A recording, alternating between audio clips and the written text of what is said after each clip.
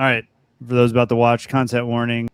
There is discussion of violence towards humans and animals in this podcast. So if you have children, keep that in mind. And maybe our producer, if he has time, will timestamp those spots.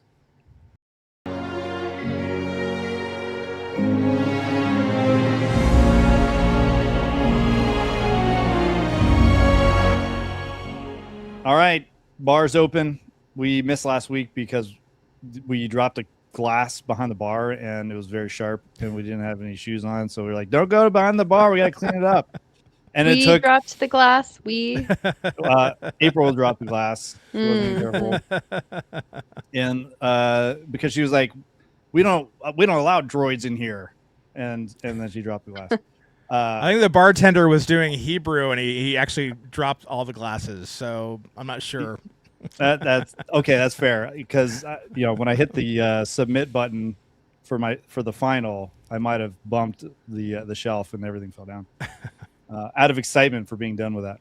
But needless to say, everything's cleaned up. The bar's open again, so you're welcome, everyone. I know you big guys. You're welcome that metaphor is over. If you're a Star Wars fan, you're like, please do more.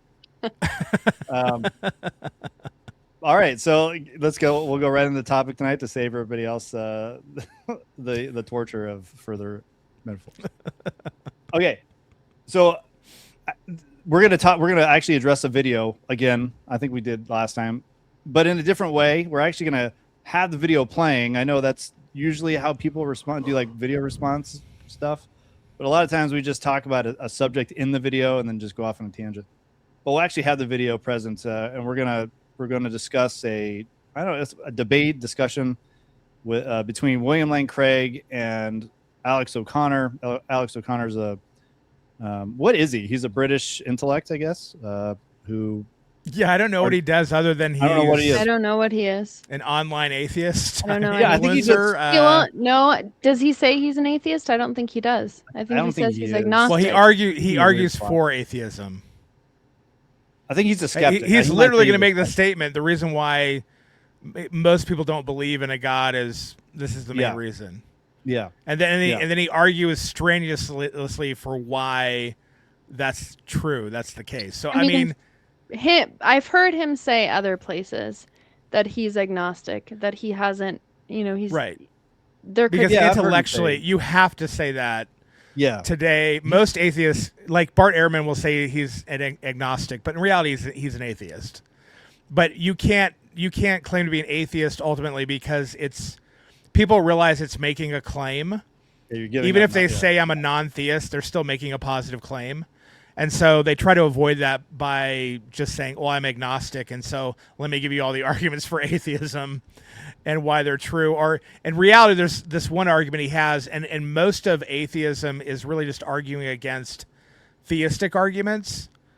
You don't really have a positive case except for maybe this.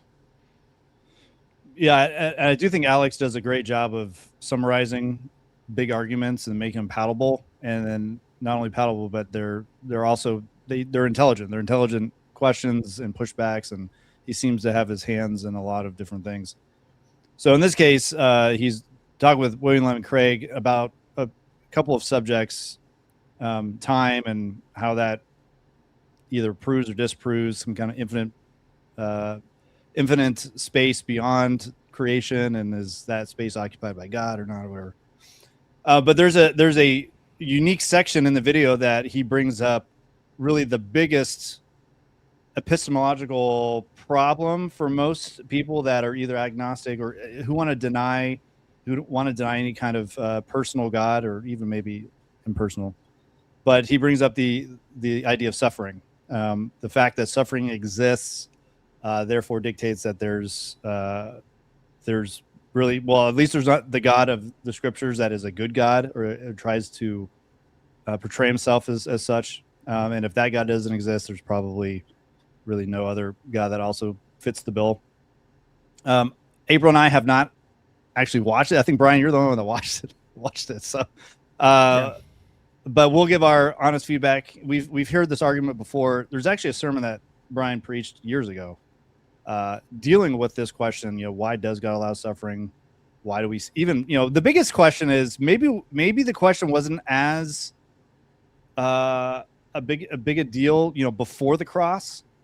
But now after the resurrection, when you see supposedly this victorious guy that defeats death, who's supposedly going to get rid of suffering, why does it continue? Why do we still have it? Maybe even like to a bigger degree with World War I, World War II. It seems like death actually accelerates and then it regresses. Well, just to be clear, his main argument isn't really around human suffering, because human suffering, he realizes, has already been answered. There are lots of answers for it. Like it could be that, well, there's a process of learning, or there's ultimately a teleology which has a goal of human suffering that could be good. Now, I'm going to argue. I think the Bible does argue that, but it argues it for animal suffering as well. Yeah, which is never answered. No one ever gives them a good answer. They're always like, "Oh, well, humans have free will, and we suffer because we sin." It's like, well, yeah, but why do the animals suffer? Yeah, and not just right. That's so most of the debate is literally Alex posing this problem, and then I've said before, William Lane Craig has a brilliant mind, but the way he answers this is really poorly, because I think he doesn't have the biblical theology to back it up. Because I think he just doesn't know it or believe it. I don't know what his theology is in that regard. But he tries to answer by saying, well, maybe animals don't suffer that much, or maybe they suffer pain, but they're not really conscious of them suffering. And it's sort of like, these are not good answers at all. And all it does is sort of like embolden atheists to be like, oh, we've got a good argument here. And so hopefully today we can kind of maybe address, what he's bringing up, because I've brought it up before. The problem, the theodicy, the problem of evil, this is the ancient argument. The ancient argument is, if God exists and he's all powerful and all knowing and all loving, why would suffering exist in the world? And that's extended then to especially animals. You can answer that, I think, with humans, okay, because one, they bring it on themselves, and two, there might be a lesson in it or whatever.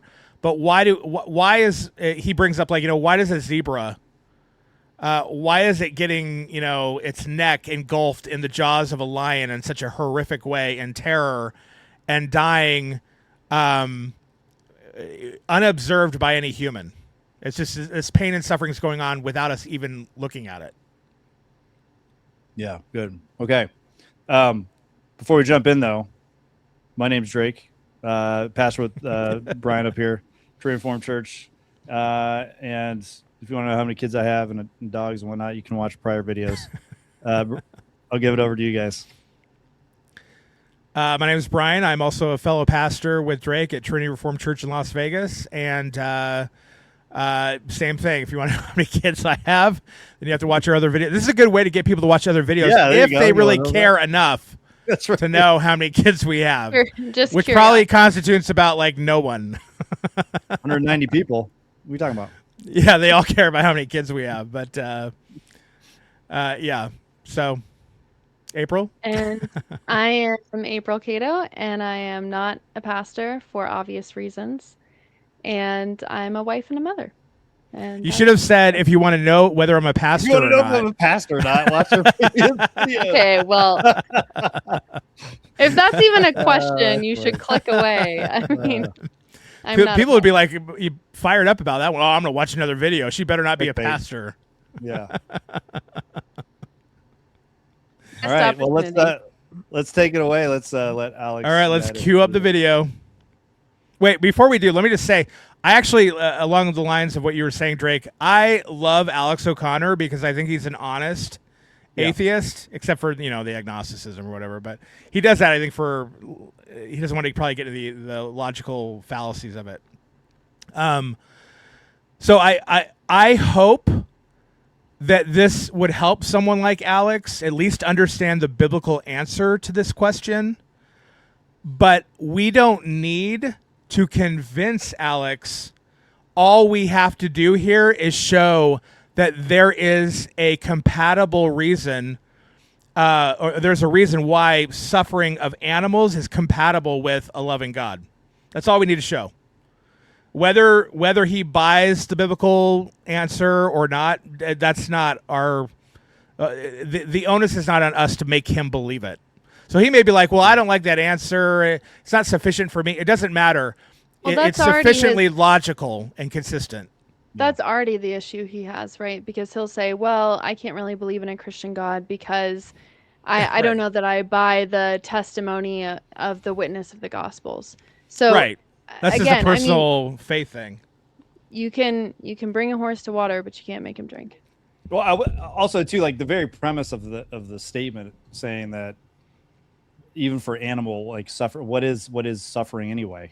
What defines suffering? What gives you the ability to categorize anything as like, I'm trying to even think of like how you would categorize suffering, like a de-evolution of the being of something by like being consumed or something. Well, I mean, yeah, I mean, he could probably define suffering in an atheistic universe, although he'd have to use logic to do it.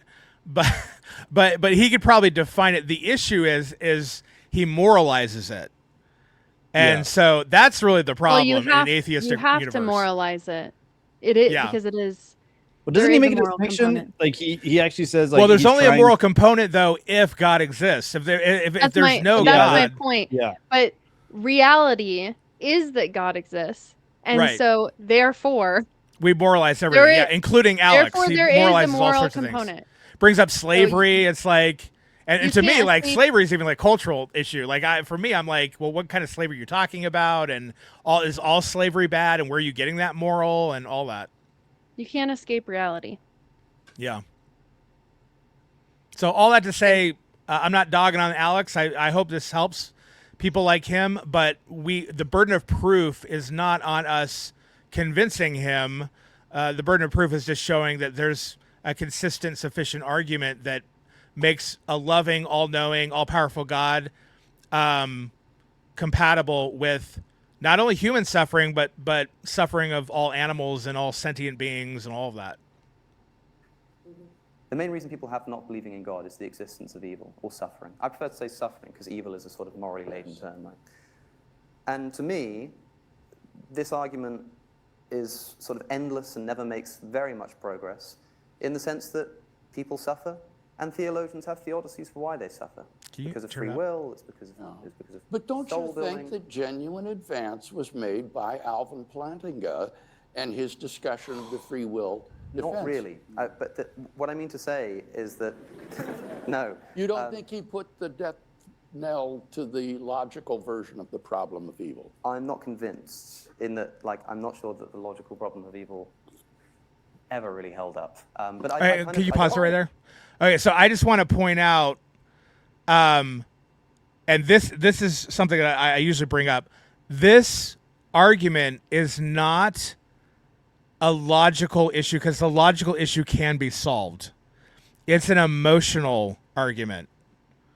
So it's how people feel what God should do and should not have done with the current world, given all their presuppositions that, frankly, I think are unbiblical and wrong. But it's important to point that out that even Alex says, "Oh, the logical argument's probably been answered." It's really just an emotive issue. Well, that's all right. I kind of don't want to. That's progress. But I kind of don't want to talk about that because I think that there is a class of individuals who are usually completely ignored in the discussion of suffering, and of course, non-human animals. Yes. Theodicies that are provided for suffering, the existence of suffering, the fact that there's human free will, the fact that there was a fall, the fact that our souls will somehow be developed, the fact that higher order goods like bravery and courage can be achieved, are plausible. But none of them apply to non-human animals. None of them Can you apply. pause for a second? I wonder, even just in that, he's automatically making the jump in the assertion that there's a difference between humans and non-human animals. Right? Like he's separated those into two classes. But on what basis does he have to actually separate the two? Do you see what Yeah. I'm saying? Right. Well, he actually, I mean, he's just saying, notice non-human animals are animals, right? So he actually just classifies humans as animals too. No, I know, but I guess what I'm saying is that he allows for the problem of evil to be solved for humans Right. as a kind of special class of animals with, with things like free will. But then why I'm not saying that this is the argument we're making, but I'm trying to get into his mind a little bit. Why could those same arguments then not be used for non-human animals if there really is no distinction between the two? I think if I were him, I would probably say something like, well, a non-human animal isn't achieving some sort of like greater version of himself through it. How do we know? Well, I mean, We don't know that. Yeah, We're not in the mind of a beaver building a dam. Maybe he is achieving some greater version of himself. Well, no, but how would you argue that like a lion, or my example that I gave in the sermon, right? So that big, I forget what the deer is. It's not a deer. It's like a bigger version of a deer. Antelope or something. Yeah, some large deer-like creature goes into the river, and all these crocodiles are much smaller than it, so they all latch onto it, and just overnight, as it screams, rip it to pieces as they eat it alive. That's not really making the deer a better deer, unless Christianity has like, well, that deer will be in the new heavens and new earth, and he'll be a better deer for it. No, but from his worldview, I guess here's what I'm getting at is if you have, let's see, let's say a zebra who's being ripped apart and it's being witnessed by other zebras or other zebras are aware of this, right? Why can you not use the arguments that are used for humans that he thinks maybe gotcha. there's some merit to those arguments? Why Yeah. can you not use those for non-human animals if there's really no distinction in his mind between the two? If we're all animals and we're all the products of evolution, then why is the problem of evil solved for one but not for the other in any way? Yeah, he's probably not thinking in terms of like, which I think is part of the answer is that it's not just for the individual suffering, right? It would be also for the herd. Maybe they learn, hey, there are lions here. Let's move on and not all be eaten, or whatever. So you could make those arguments. You're right. You could make those arguments for animals as well. Obviously, we're not going to make that argument tonight, but that is a possibility. I don't think he's ever even thought about that sort of thing. No, because he's still operating under a Christian framework that there's a difference and a distinct difference between humans and animals. Yeah. Well, I think he's trying to point out like humans can, he's talking about like courage can be built over time, and you have the humans changing and evolving and becoming more and more, after sort of kind of peace or good or greater good. Does that not happen with other species? Well, what I'm saying is like the animals that have no interaction with species like us who are generating this kind of increased morality are being consumed and suffering in the same way, where you don't have a group of antelope, forming armies to attack, the alligators to bring some kind of greater good. They're on their own in their own environments without influence from us, enduring the same kind of sufferings in a way that we are. But you could see, like, I see what April's kind of saying. In an evolutionary framework, if things are evolving to get better through all this suffering, it is kind of actually a good that's being created through all the suffering. So you could probably argue the same way. It's not the same kind of goods. There's a difference. Again, I'm not saying this is our argument. I'm just saying that this is a flaw in their way of thinking. Because there are other species that are extremely intelligent. There are other species who do things like construction, right? That build things and not just destroy them. So, and for an atheist to say, oh, well, we have these, virtues like courage and virtues. Well, who's to say that a particular animal species doesn't also have virtues that they are building over time? again, I'm not arguing this. I'm saying, Well, why is there a difference? Even from a naturalistic perspective, like forget the virtue idea, just for survival of the larger whole, right? I used to talk to a farmer who they have these crops to where they have to actually have a crop that has like no pesticide on it, and they have the crops that do, because if they just have the crops with pesticides, they kill off all those insects, but the larger group of insects then learn to adapt and to eat the ones with pesticides. And so even in an evolutionary framework, in a naturalistic framework, it's even the suffering actually, it is kind of odd for an atheist to argue this way, because the suffering actually is making animals better, like in their own system. So, yes. Yeah. So I can see it. Again, this is not our argument tonight, but it is, that's an interesting thing to point out. To these animals who for hundreds of millions of years. Yeah. I've written quite a bit on the problem of animal suffering. I know. Can we turn the volume up? So perhaps we can rehash it.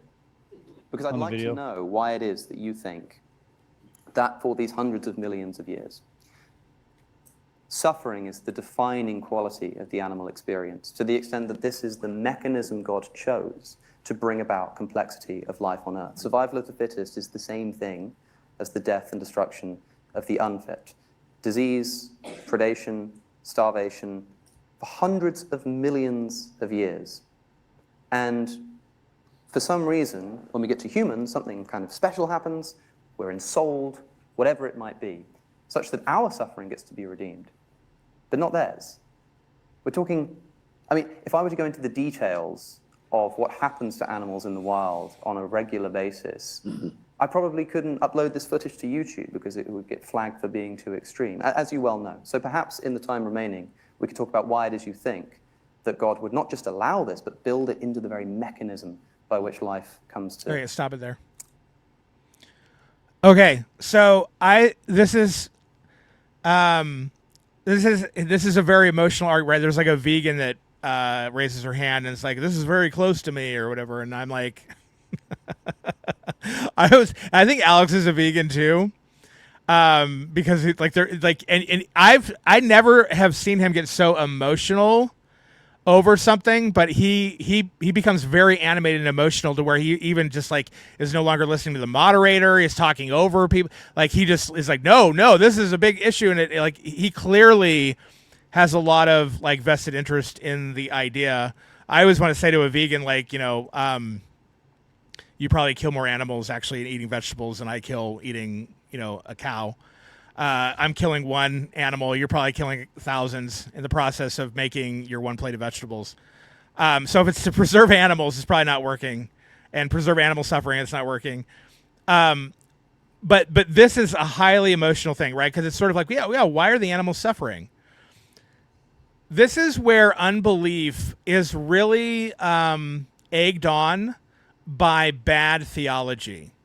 If you don't understand biblical theology, like he mentions things like, free will and the fall, as though he understands those things. Yeah. Oh, yeah. When he clearly does not. Because if he understood them, he wouldn't be making this argument.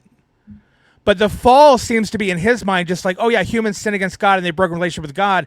That has nothing to do with the world. The world's something separate. It's not as though like Adam fell and the animals are Adam. And the earth is Adam. I mean, his name is Adam, and he's taken from the Adamah. It literally is the earth. He's the earthling. He's put over the animals as their king, their regent. So he is their federal head. The whole world belongs to him.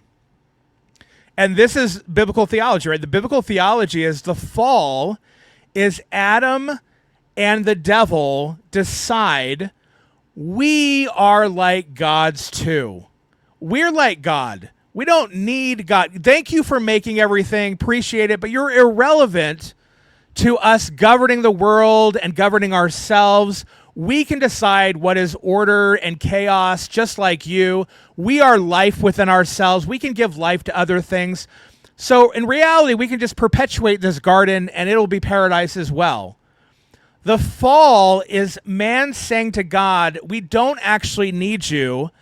And God letting him fall and all creatures fall to show that, yeah, actually you do. I don't need you. I'm life. I don't need you. You need me because I'm life. You're not life in yourself. You can't give life to other things. When you need life, you actually have to take life.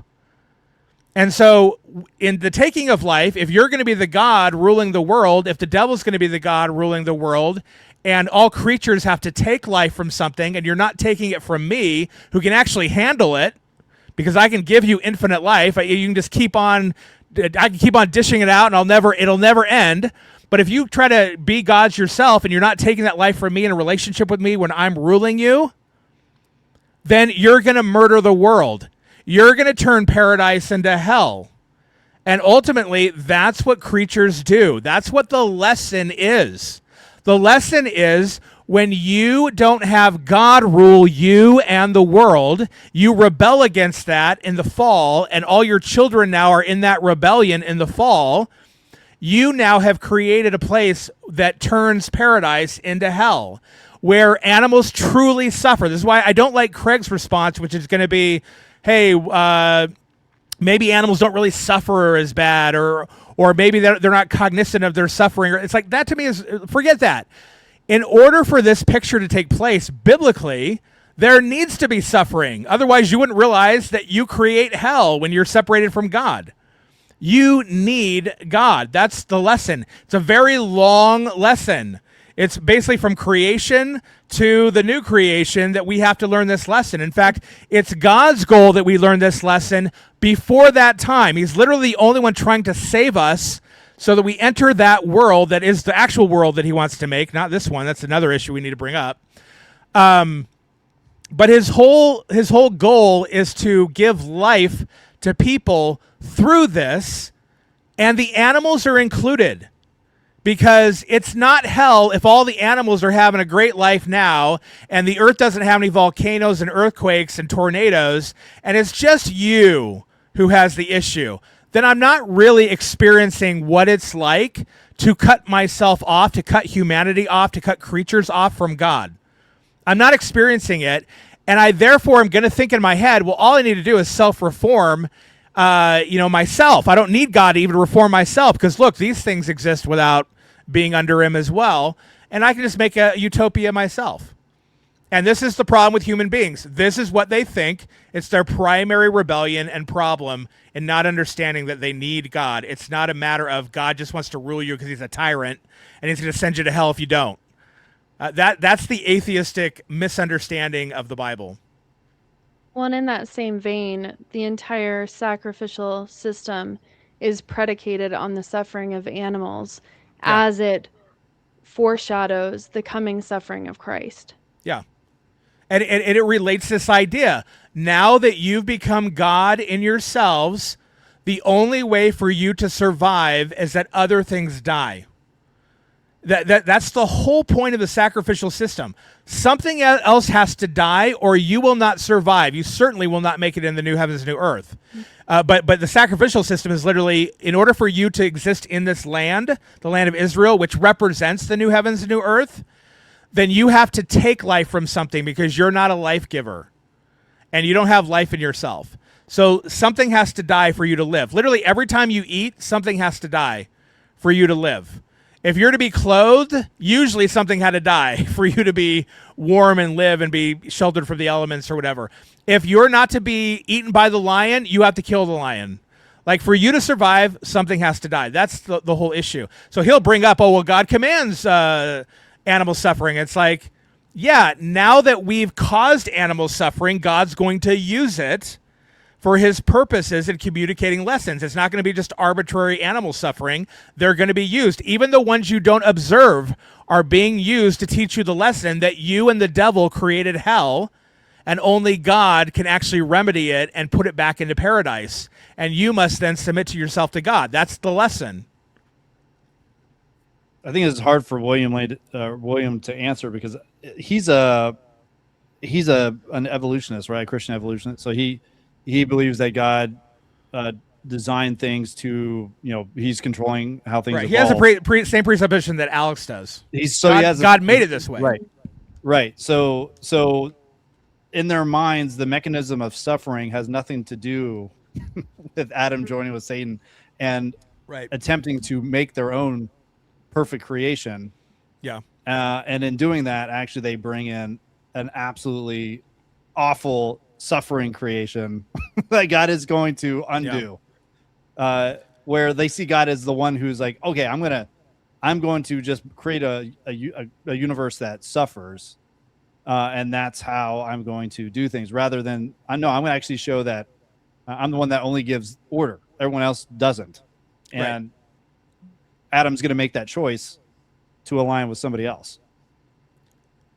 Well, we've spoken about this before, right? Hell is, like, I believe hell is, Jesus says it's a place prepared for the devil and his angels. There's nothing that says that God creates fire or the darkness or anything that, like, hell is usually described as, the pain and the suffering and the torture and all of that. It just says that he set apart this place for them. Because I think the creatures make it hell. I think it's the creatures who turn it into. That's what we've done with this world. It makes sense that when God is not ruling at all, because we still have God rule. God's creation is still in this creation. Like only God can still make a tree. Only God can still make a baby. Only God can actually produce life. So all the life that we experience is actually the influence of God. And he has to do this even in this lesson, or nothing exists, right? We'd kill everybody. Everybody would have been dead as the moment we sinned, and that would have been it. So I think we create this idea. So literally this entire thing is God warning people, don't govern yourself. Make me your Lord, since I'm life. Be in a relationship with me as your father so I can produce life. Become a life bearer as my image.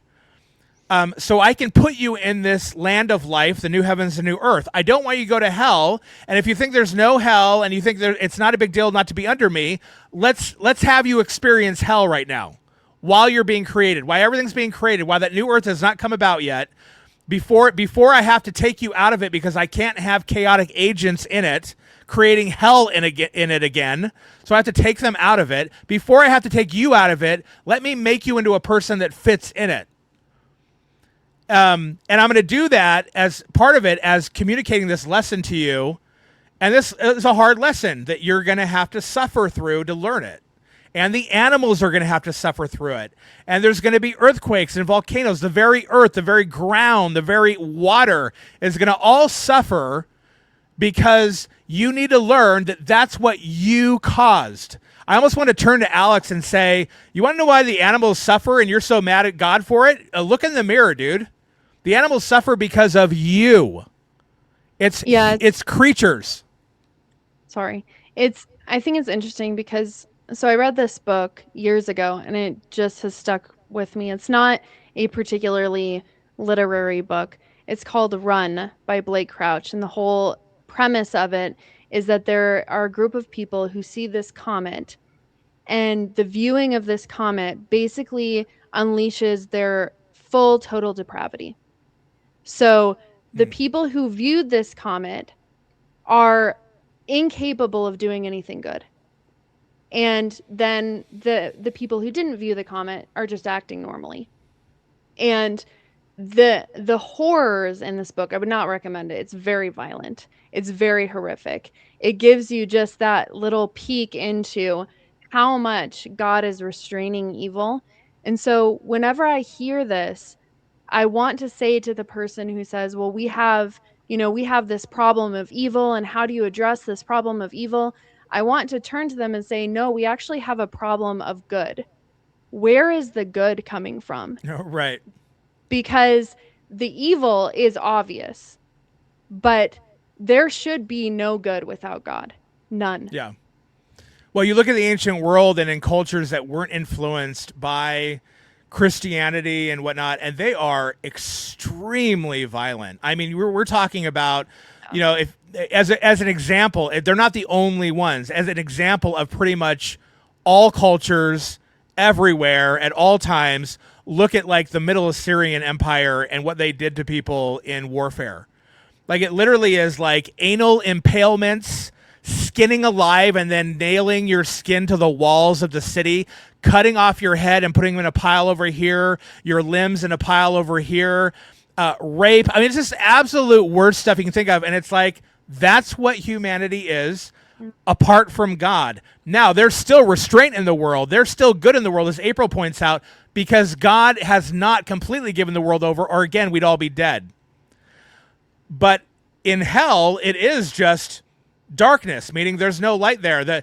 You know what it is to me? It's a fascinating. It's like we have a fire that keeps us warm and gives us light, and then we move away and are cold and are in the dark, and we're like, why did that fire make me be in the cold and dark?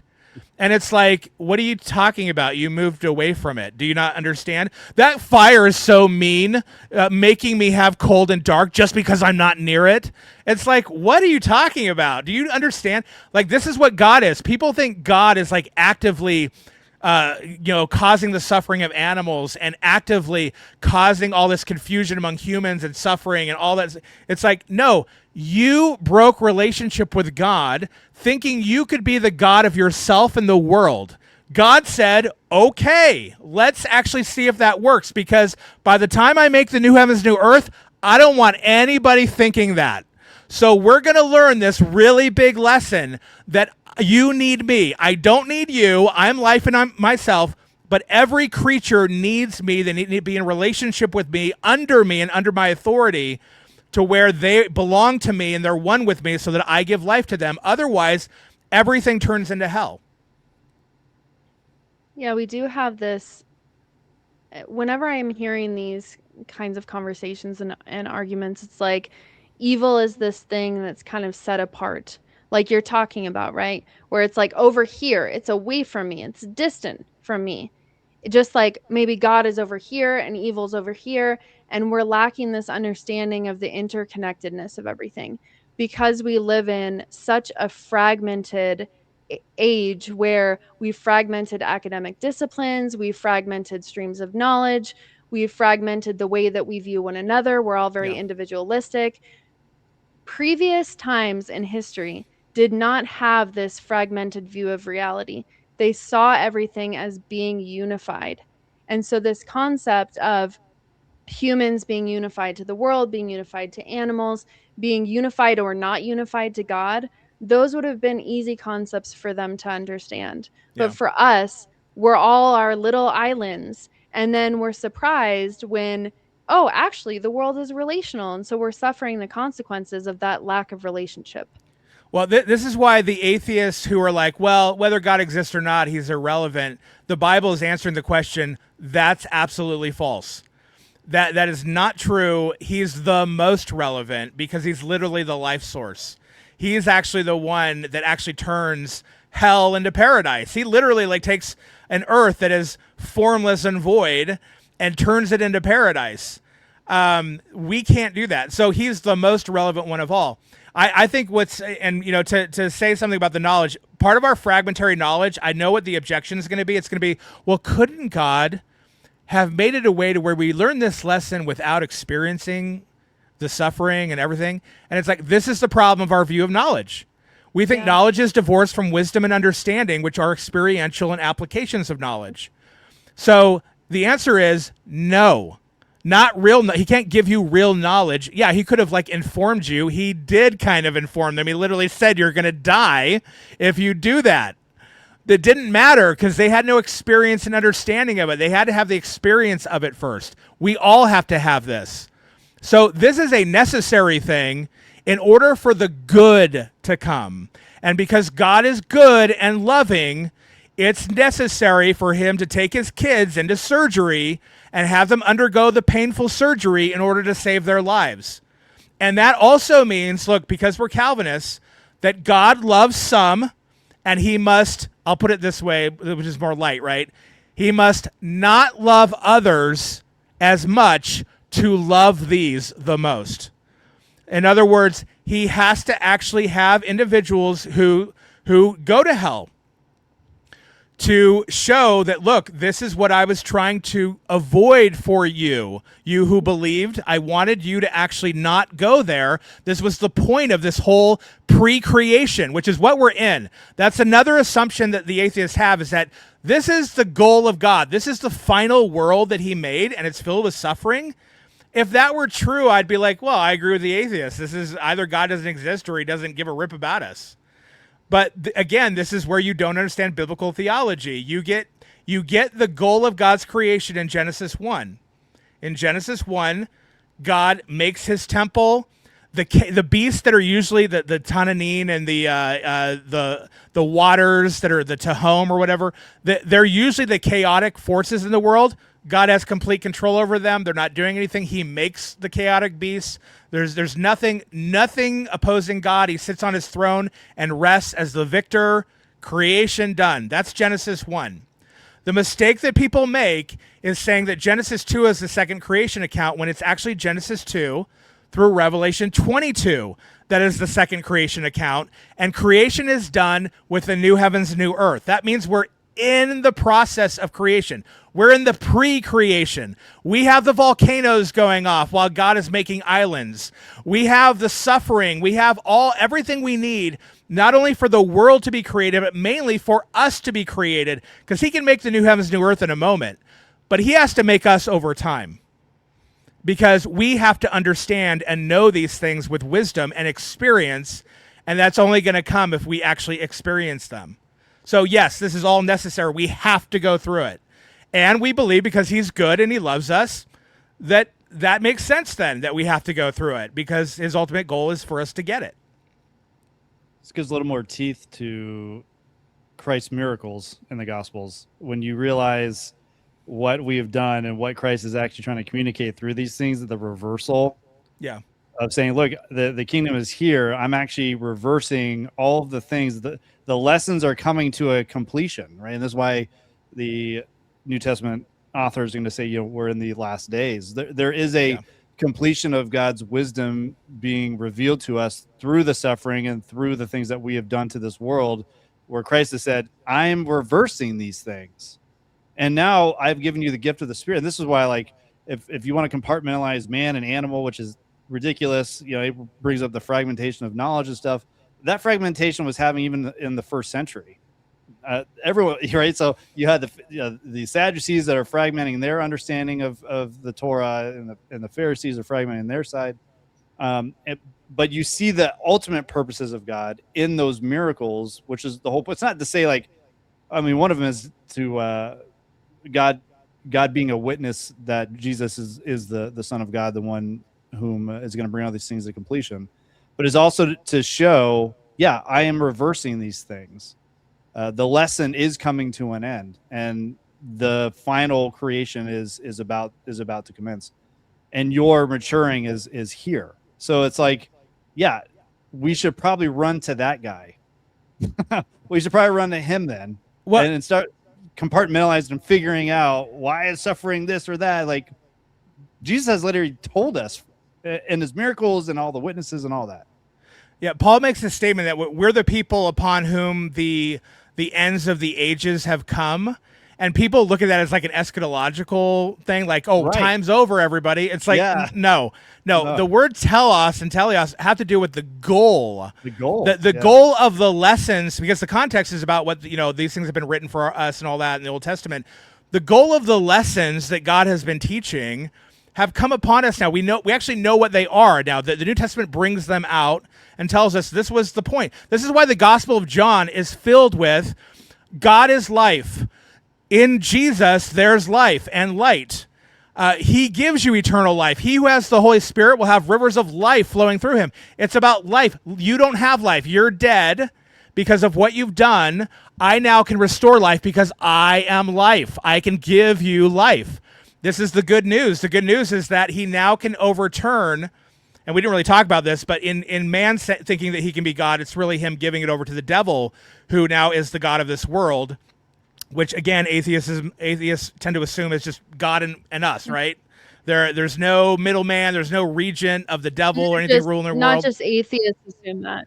We have a lot of Christians. Yeah, a lot of Christians don't know this theology, right? They read like, our it's not against flesh and blood, but against the rulers in the heavenly places. I don't know what that's about. Anyway, let's just move on. And it's just sort of like, it's literally, do you not read in the Gospels that Christ is literally overturning the powers. He's literally casting out demons. He's seeing Satan fall from the sky. What do you think all that's talking about? The devil is the god of this world. And which is why I want to say to most atheists, I think you're mad at the devil, but you're blaming God. I think you're mad at yourself, but you're blaming God. You're mad at the creatures who have done this and rule the world.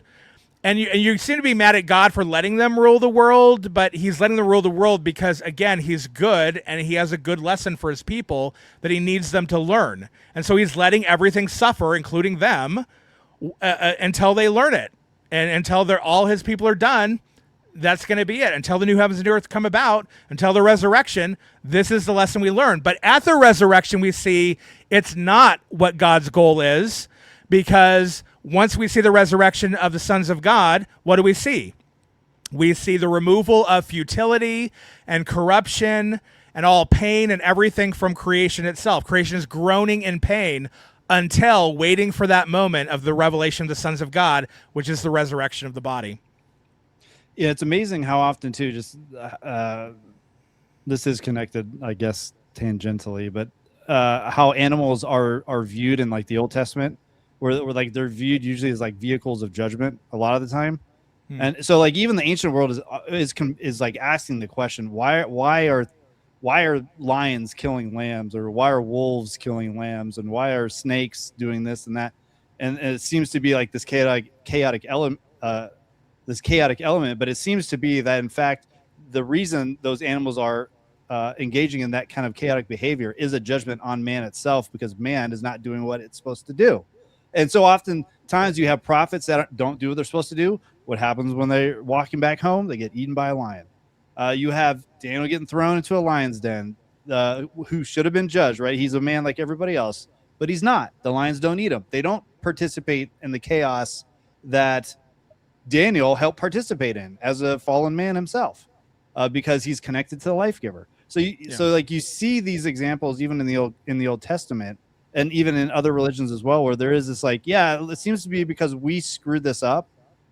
Animals seem to be hurting us also and hurting themselves. Well, he brings up the hamstringing of the horses with the Canaanites. And this is Alex's problem, right? He doesn't understand hamartology in the fall. He doesn't understand the economy of the universe that we're in. He doesn't understand angiology. He doesn't understand any of that, and he doesn't understand federal headship. He doesn't get it that the horses are the Canaanites. Like it's all one. This is all part of the same problem if not getting it. Like the animals are Adam. The animals are us. They're suffering because we decided to part from God, and now they're ruled by the devil the same way we are, and the devil doesn't have life in himself. In fact, he's called the destroyer. And we don't have life within ourselves, so we just consume. So we end up consuming the animals rather than taking care of them. If you look at Genesis 1, we don't consume animals. We just consume vegetation, fruit, all that. We have to consume animals because now that we're in the land of death that we created, we need more food sources to survive. And we're not going to be sustained now by the life of God. So we need to actually be sustained by more food. So now it expands in the command to Noah to now you're going to eat meat because you need more food sources, especially after the flood, right? At least in that story, there's not going to be a whole lot of vegetation. So he doesn't understand these things, and this leads to unbelief. And what I want to say to Christians is if you don't understand these things, it will lead to apostasy and unbelief. Bad theology is not benign.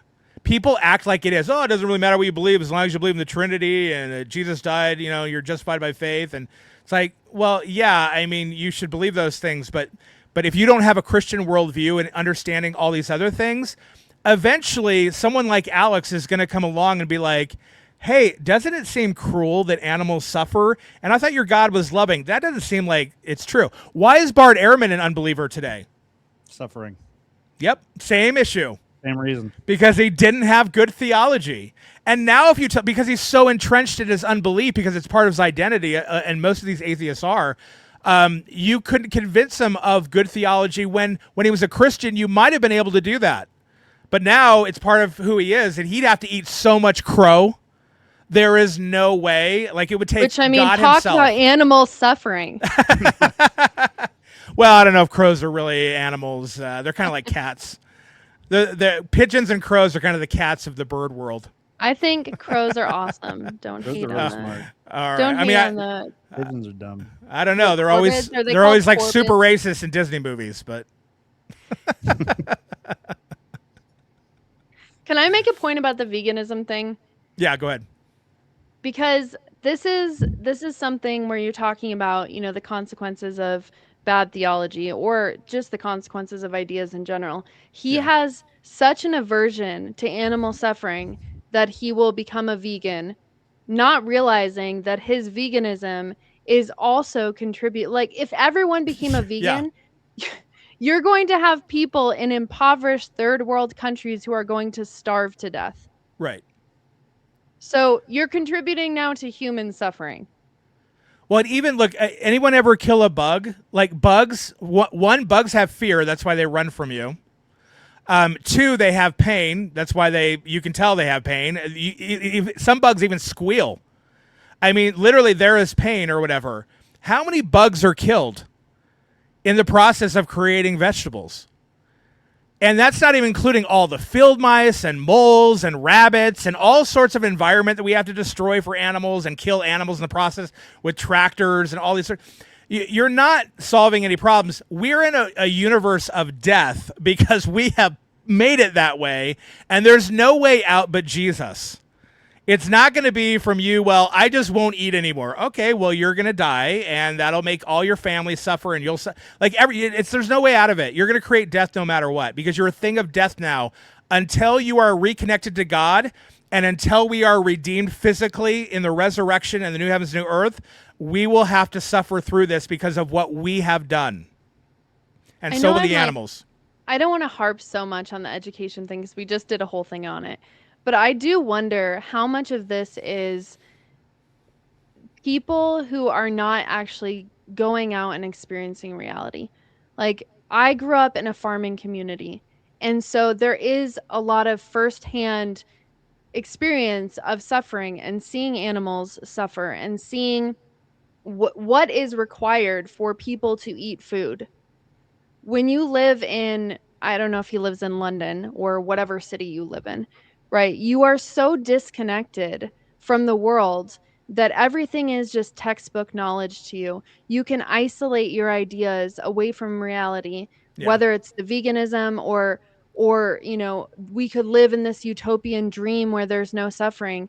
And when you are separated from reality in this way, particularly from the land and seeing, I'm not saying everyone should go move to a farm, but particularly when you're separated from nature, it is really easy for you to pretend that these things don't exist, right? Or kind of hide it in the back of your mind when you're not confronted with it.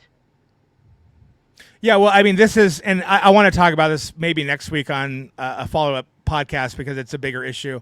But the other objection that he brings up, and he just says it under his tongue, but it obviously is there, is, well, God not only allows these things, but he even commands the killing of animals and genocide. And I was thinking to myself, if you understand biblical theology, again, Genocide's not funny. That's not why I'm laughing. Well, this is the issue, right? This is what happens when you do theology from the lazy boy, right? And you're nice, modern, Western, sit by your fireplace.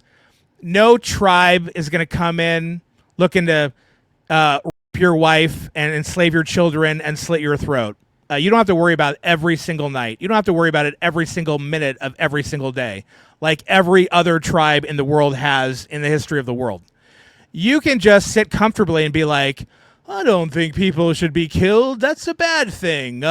Killing people is wrong, and you shouldn't go in and kill those people. It's like, one, they're under a judicial sentence of death because they've literally been practicing the killing of humanity, both in their sexual practices and literally in their children, for thousands of years, possibly tens of thousands of years. I mean, Jericho is thought to be about 10 to 15,000 year BC or something around. I forget when it's established. So they've been there a while. And even then, when he's talking to Abraham, he's like, I'm going to give them 10 generations more. I'm going to give them 400 years because their sin's not actually full up yet. I'm going to wait. And you know, I'm still going to give them 400 years to repent. But they're under this sentence. But even, let's say they weren't the people of God, and he wants that strip of land that he allotted for himself, God does, and he wants to give it to his people, and he moves them into that land. What happens when the Israelites go in? They don't know. The Canaanites don't know they're under the sentence of death. What do the Canaanites do? Welcome, brothers. Come on in. It's great. No, they all want to kill them. They all want to attack them and murder them, their women, and enslave their children. So literally, again, this is convenient for modern thinkers. It's the same thing as with the slavery issue. And not distinguishing between like transatlantic slave trade and like what I would say are good, beneficial, survivalist categories of slavery, right? That are mutually beneficial for both the owner and the slave. Obviously, the transatlantic slave trade was not that. But this is the problem of moderns going back into the Bible and being like, well, I don't think it was loving for God to do that. And it's like, I guarantee if you were in that situation, you'd be like, oh, God, please deliver us by destroying these people. And that would be the most loving thing that God would do. Because, again, God must love. In order to love some, he must hate others. That's the way it works. In order for me to love my kid, I have to hate the mass murdering pedophile that wants to kill him. So I don't kill my kid because it's equal. I kill the mass murdering pedophile. I don't love him. I love my kid. Is he against the death penalty? I don't know, but I mean, ultimately, I don't know how you wouldn't be, because you would just say, well, these are naturalistic, psychological things that are occurring, and it's not really the person's fault. Because really, on a naturalistic system, nothing is your fault, right? It's just your chemicals going off the wrong way. Yeah, you know. The evil is always outside of you. The suffering's always a different problem. It's not ever within. Or a medical problem. But it's not. It's never a moral issue. Which he does make it a moral issue. Which again, this is part of his inconsistencies, right? Everything about him is the moral issue. This whole argument is a moral issue. It's him morally objecting that this is what love looks like, and therefore God cannot be loving. Well, he even tries to separate it from the moral issue, right? Because he says, I like to call it suffering, not evil, because evil has a moral connotation to it. So even attempts to but why would it be bad then? I mean, well, right, yeah. I was like, well, what do we? The other like lesson here is, as smart and as accomplished and respected as Dr. Craig is, if we're stuck in the world of philosophy, if we're not actually good theologians listening to what like the Bible being taught and the worldview that the Bible is teaching, like we won't have a good answer to this. We'll say things like that. We'll have a Molinist view or something weird that I'm sure Craig inserted there as well. Yeah. And it'll be we'll disconnect the animals from ourselves. Well, they probably don't suffer as bad. Right. Yeah. It's like, oh, hold on. I want to make Alex's argument for him and be like, oh no, I think you're even underselling it. I think the world is hell. Yeah. Have you ever seen a cat like torture something? Cats are horrible. Awful. They torture things. Yeah. They catch them and torture them before they eat them. Watch orcas when they catch a seal, right? It's it's a ball game. They're just it's volleyball all of a sudden with the seal. And it's like, what is the reason for this? This is literally seems like cruelty. Now, people marine biologists think there is a reason, but my point is that the whole world is cruel, including humans. But to April's point, why should it not be if there's no God?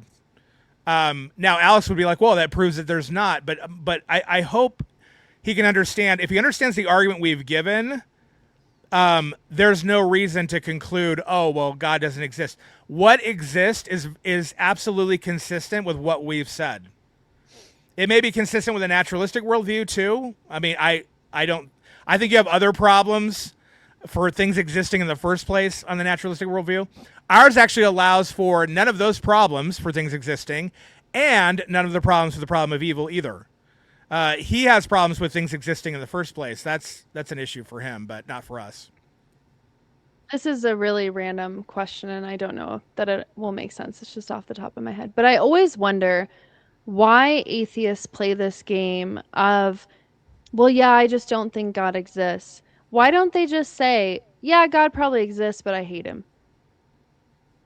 Do you see what I'm getting at? Because I think, look, one of the issues like of Romans 1, the reason why people suppress the truth and unrighteousness is because the feeling of judgment upon them is too much to live with. You cannot go on in your life under the despair of judgment without something giving way. Like either you're going to commit suicide or you're going to have to deny the existence of God. As soon as you admit that God exists, that makes you morally responsible. And that means that the things you do in your life, you might actually be under judgment for, and you feel the sense of that judgment and conviction or whatever. And if you don't want to turn away from them, like that's not something you want to admit. So you want to actually say, you know what, I think it's nature that made us, not God, or we're gods or whatever. You don't want God to be a judge over you. Otherwise, you just can't live that way. Like, I think that, I don't know, for me, and I'm not saying this would be convincing for anyone else, but for me, that almost is a proof for me that God exists. To see all of these people who are so adamant about proving his non-existence. Yeah. It just feels like, okay, well, why wouldn't you just say, like, I've had atheists say to me, well, it's just like Santa Claus. Well, then why wouldn't you just say, well, I hate Santa Claus? Like, and I get what you're saying. Well, and why not have large YouTube videos dedicated to disproving Santa Claus? Because that's so many people believe in it. it. Is like the fact that they're so invested in this is almost further proof to me as a Christian that, yeah, God exists. Otherwise, you wouldn't care. Yeah, but Bart Ehrman even says that he's actually trying to evangelize for his view, which he calls because he's a postmodern humanist. But he's he's the husk of Christianity. He has it's no soul for Ehrman, but right. He's going to do he's going to love his neighbor and give money to the poor and right. Because he has the money to do that. He's the zombie that's still walking, but the human is not actually there. Yeah, he's absolutely a zombie. But even like downstream, like I was thinking, like ultimately the final denial is like God's existence, but downstream of that is the denial of you and sin. And we even see Christians do this all the time. They can't accept the fact that maybe that they've sinned and there's judgment on them. Let's say like in an adulterous affair, like remarriage or some other like church discipline matter.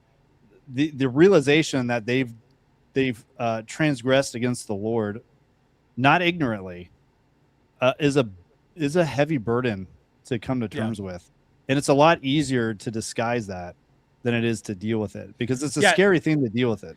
It's easier for me to change God in my mind than for me to change me. Yeah. So either at that point I'm going to deny that God even exists, or I'm going to change him. I'm going to deny the God of the Bible exists, and I'm going to change him to a different God. I was literally reading like Universalists on Facebook, and I'm thinking like, how do you read the Bible and end up with a universalistic idea that God's going to save everyone? Like, you really have to like squint hard at a lot of verses to get there. But people do this because they don't want to reckon with the fact that they have moral responsibility that they are going to have to reckon, they're going to have to pay for. One way or the other. It's got to either be paid through Christ and they've got to repent and put themselves in him, or they've got to pay for it themselves. And people just don't want that. So God's got to go, not me. The sinful me remains. God has to go. And I think part of the suppression is we ultimately, we don't just like suppress God's existence. We suppress like the reality of what he's brought. So if Christ is bringing a kingdom, part of that acknowledging God's existence is saying that there's like two nations, and if you acknowledge that God exists but you're not in his nation, then you're like in the enemy one.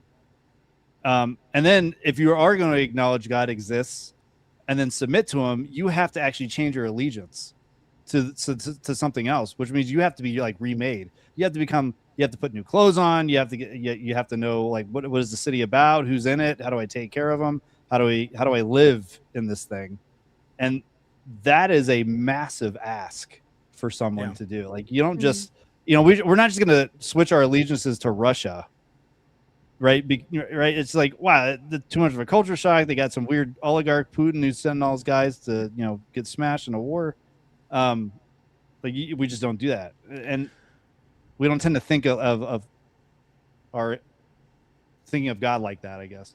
Well, if you think about it this way, in terms of, it's even worse than that, I think, because it's kind of like if you read Ephesians 2 of what you are apart from Christ.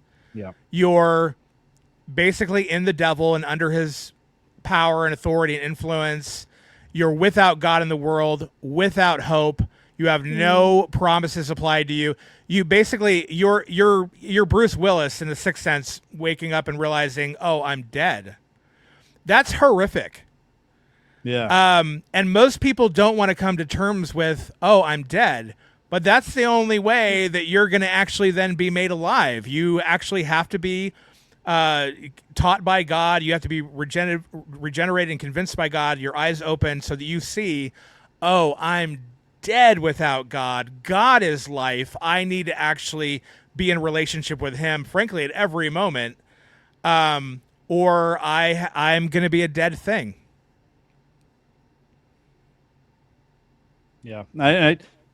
I do think like I guess the lowest realm of blasphemy, or maybe the highest realm of blasphemy, is ultimately thinking that you have a higher morality than God. So like Alex obviously thinks he has a higher morality than him.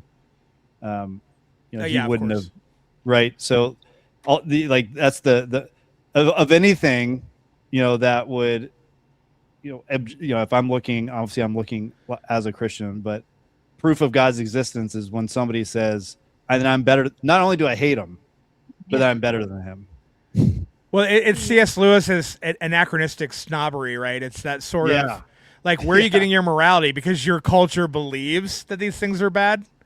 And again, if you were to take anyone from modern culture and put them back in a tribal situation where everyone's murdering and raping and enslaving one another, and then make the arguments you make, I don't think those arguments would exist. This is why you don't have them in the Bible, because all the other cultures are doing the same things, and the only way to combat those things is to do what those cultures are doing. You wipe them out before they wipe you out, is basically the idea. I actually find it interesting that God restrains Israel and says, only the tribes in this land. You can fight anyone who attacks you from outside, but you do not go outside and attack these other tribes. I've given those lands to them. They belong to them. You're not to take them. Only this land, only these tribes within it. So he actually restrains it to only this place is going to represent new heavens, new earth. You're not going to make it out of all these nations. I'm going to do that later in a different way, but you're not to do that. And so it's not like the other nations, which are, let's kill as many people and get as many slaves and rape as many women as we possibly can and get as much land and loot from all the lands around us as long as we're big enough and powerful enough to do it.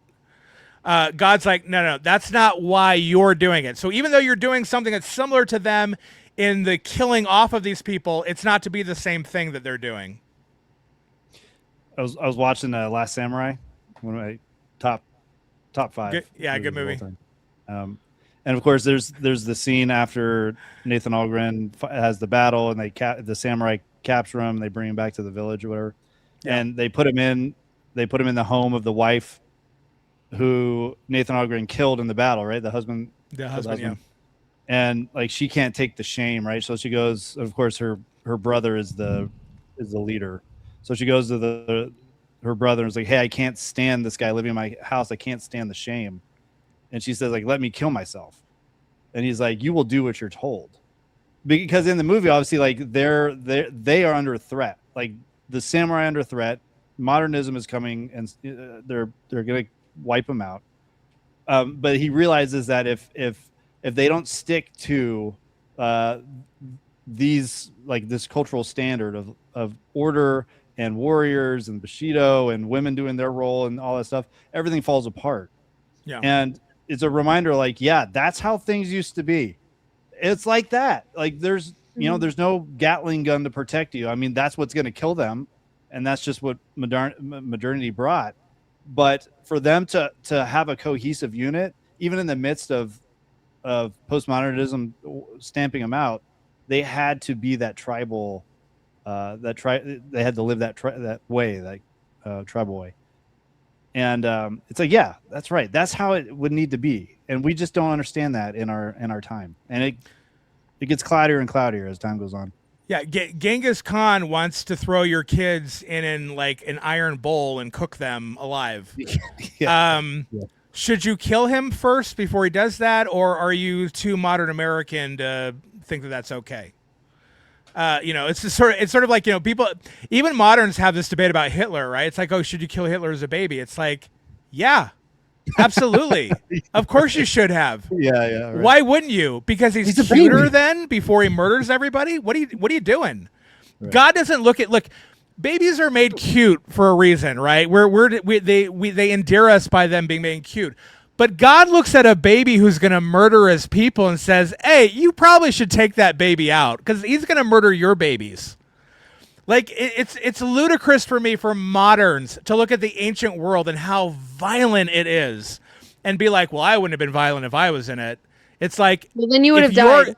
You're either going to be violent because you're a wicked man, or you're going to be violent because you're a good man defending people against the wicked man. You have to be violent in the ancient world.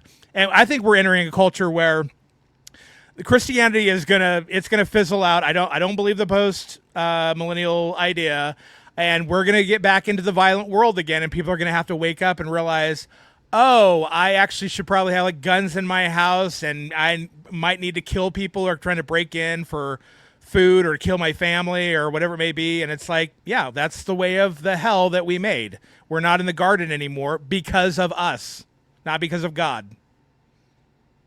A couple of, I guess, last things. So we did do a podcast over a year ago about the prison system, and that kind of touches on a little bit of this, is we just have a flawed view of what punishment is, what justice is, and we think that everyone can be reformed.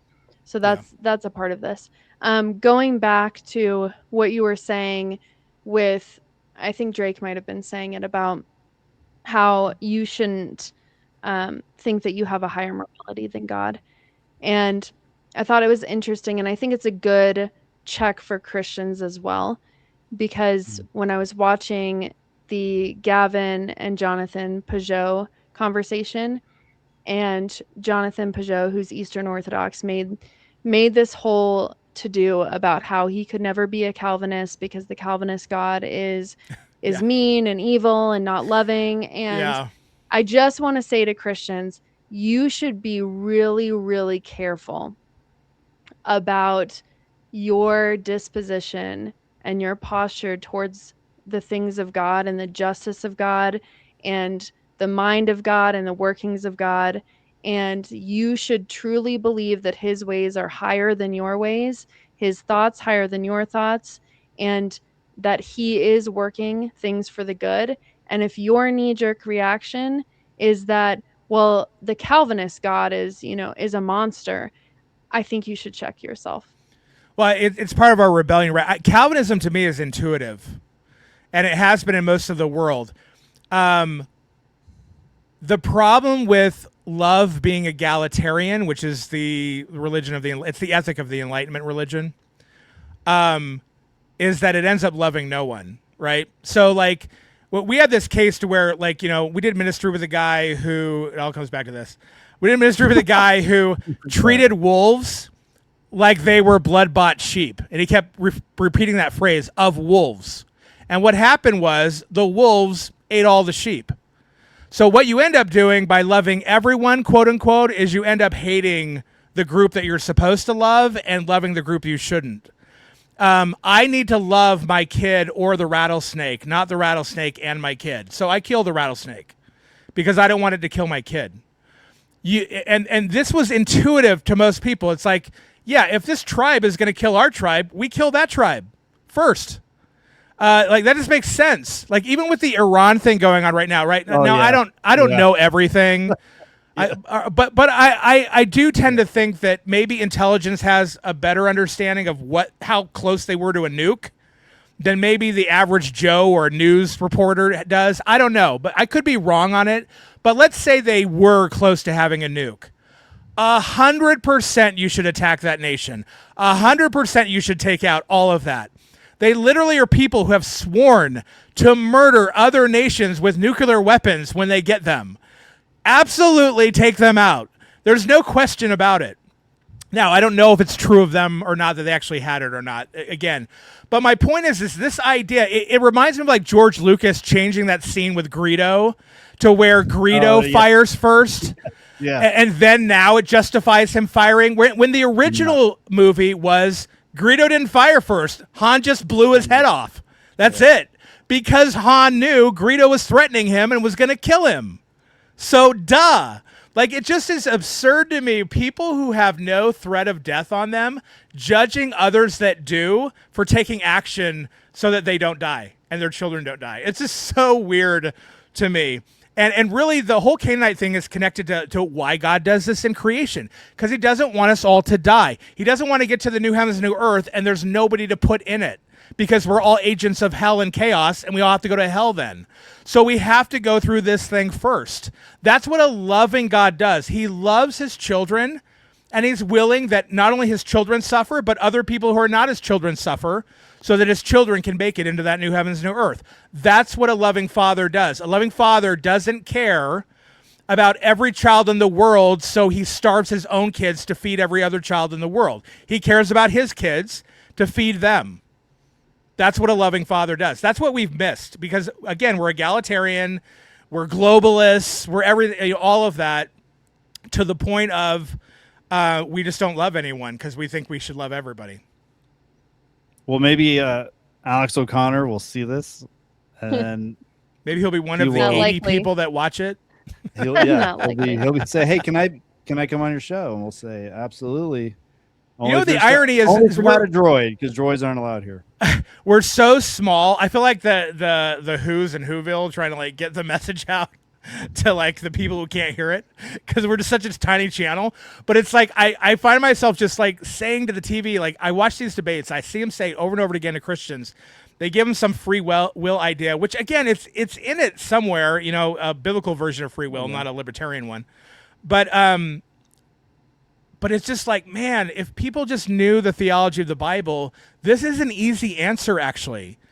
The hard part is getting people to believe it because they haven't heard it before. It's not familiar, and so it doesn't resonate as something familiar because their churches haven't taught them this. It seems foreign to what they believe. They have more of an enlightenment understanding that there's God and there's creation and we're all in harmony, and why is there suffering then? I don't get it. Either God must not exist or there's something wrong with God. He doesn't love us or whatever it may be. This is why it says creation is groaning. Right. Yeah, this is literally like we're in a place where there's volcanoes and there's earthquakes and it's all of that. It's not just human suffering as though we're disconnected and we're floating in space and all creation's like something separate from us. Again, federal headship is so important. Last thing I'll say, I do think I don't want to say Alex O'Connor's a dying breed, but I think his flavor of agnosticism or skepticism is on the way out, and we're having the revalidation of like hyper spiritualism. Yeah, like, I think that's true. Kind of like a revival of the old gods kind of thing, right? Yeah.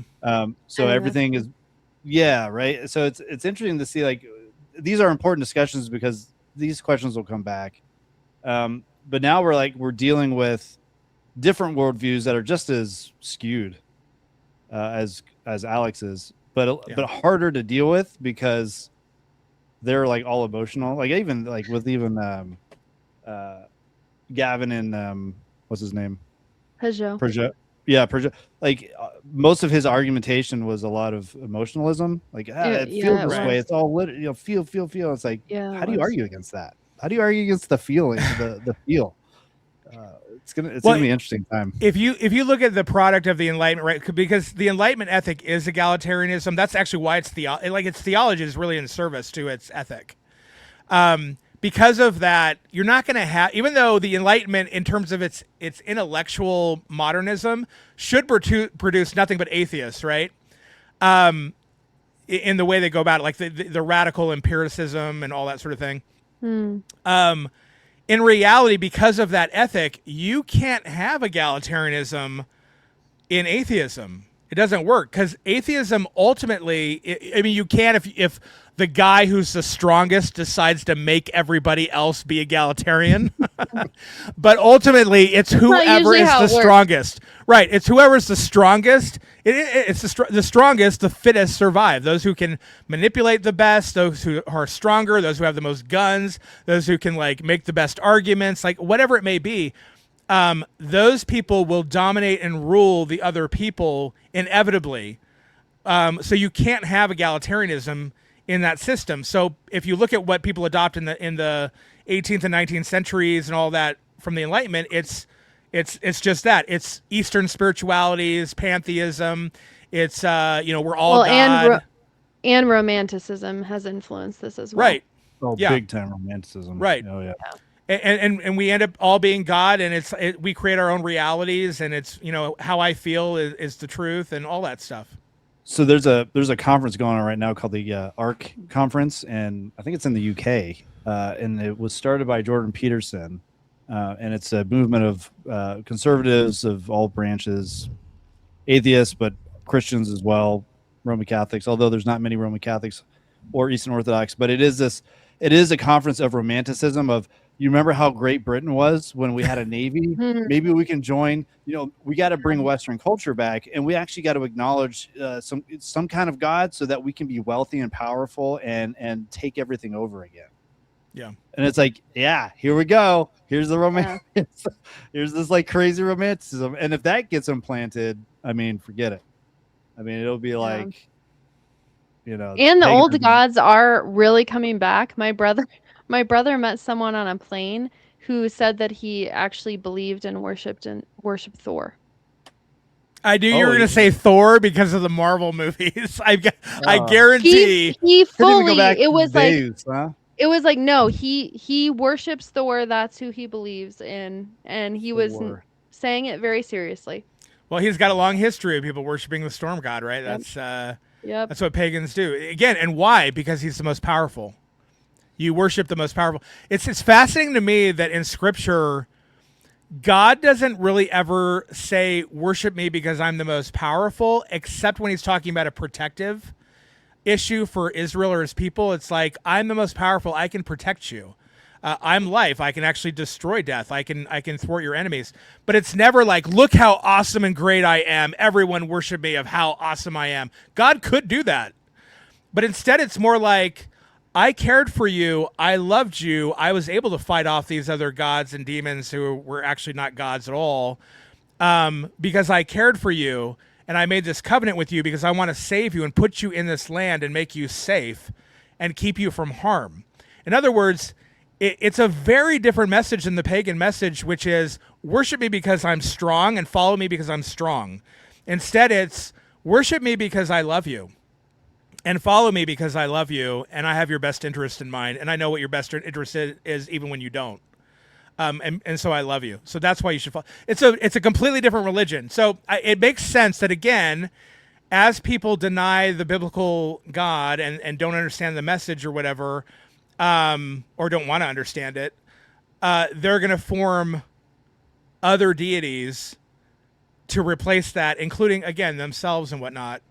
I think, again, just to reiterate that the message of the Bible, that it's conveying that we create hell when we play God, because when you create another God, the real God is you. That's just, you're determining who God is. You're the God then. You're the God of God, because you're going to determine who he is and what he's like and all that sort of thing. My God would never do that. It's like, well, your God is you then. But one of the greatest examples has been in the Enlightenment, actually, when people are like, hey, we're all gods, is literally people trying to create utopias.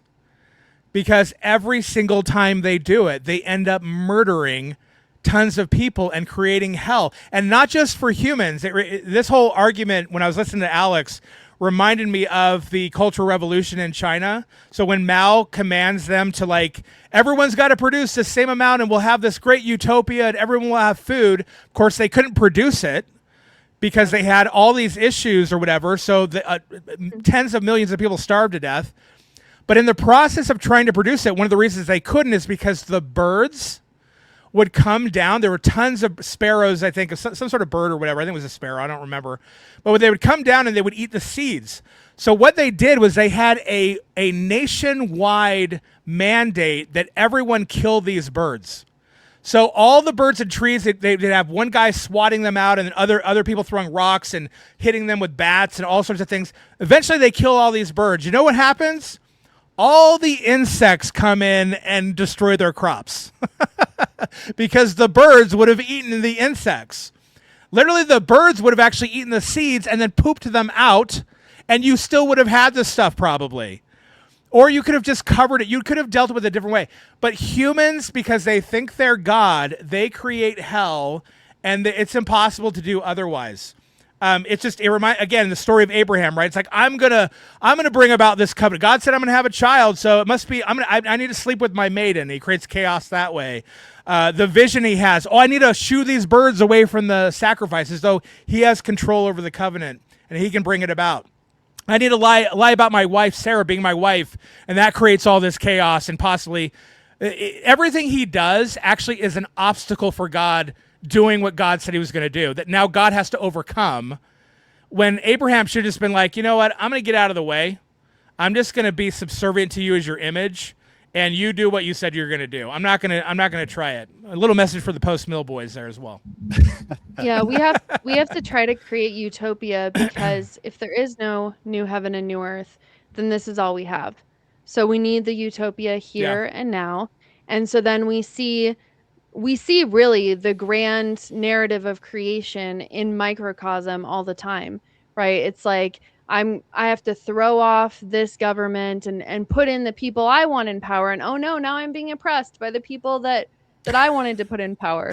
Right? Help, I'm being suppressed. This is just what happens. Also, this is completely random, but there's a really good book about the Cultural Revolution in China called Life and Death Are Wearing Me Out. So there's your book recommendation. Nice. Yeah, it is fascinating that like this is the only heaven. Like, this is the only hell that believers will experience, right? But this is the only heaven that an unbeliever will experience, which is sad, because ultimately it's like dying from cancer is your heaven. Being murdered by someone on the street is your heaven. Like, it is sad, but ultimately, like, yeah, that's the only thing that they're ever going to have. And if it is the only thing, then I guess, eat, drink, and be merry before someone murders you, and that'd be great. That's all you've got. But this is Paul's point. Like, if the resurrection isn't true, if there is no new heavens, new earth, if Christ didn't actually secure it for us, if God did not actually create and complete creation through what Christ did, then ultimately it is just eat, drink, and be merry, because tomorrow you really do die, and this is it. And I would agree with the atheist. This all was so cruel. Either God doesn't exist, or he really this was just one game of him playing with us. But then I have to wonder, where did the heaven come from if you have such a cruel God doing such a thing? Where does love come from? Where does the good come from? Why does he give life? You would think anyone like that would be evil, and he wouldn't give life to something in the first place. Where does he even have life within himself? He seems to be something of death in that regard. Nothing to me makes sense, but what the Bible teaches is happening. Yeah. All right. We're done. We got through 60 seconds of the video. Well, that was it was that, and then constantly him reiterating the point over and over again. Okay. So he didn't really add anything to it. We reiterated our point over and over and over again. So yeah, exactly. Yeah, we did. Ours was almost as long as the debate. Ours is more important than his. Again, I want to say I fully am on board, 100% agree with there is animal suffering, far more than even Alex probably does, and it does not refute the existence of God. It actually proves it from the biblical perspective. So, yeah, amen. Anything else from anyone? All right, thanks for watching. Hopefully we'll be back in the bar next week and with another follow-up episode, maybe on the topic you were talking about, Brian. I can't remember what you said. We kind of covered it. Well, there's a lot more to well, say actually about the Canaanite conquest and. Oh, the Canaanites. Yeah. Anyway, we love tangents, and I'm sure we'll talk about a million things. But thanks for watching. Like and subscribe. Make a comment. Tell us how long and long-winded we are and repetitive. But whatever, just engage so people. It's pedagogical. So Alex O'Connor sees this, and maybe William Lane Craig, because I know he loves to talk to the lay folk like us. The little people, the Who's. The Who's in Whoville. And if you want to join our Patreon, you can be a member there. Do all that stuff. We'll see you next week. God willing. Eros et humas. Peace. Shalom. Bye-bye.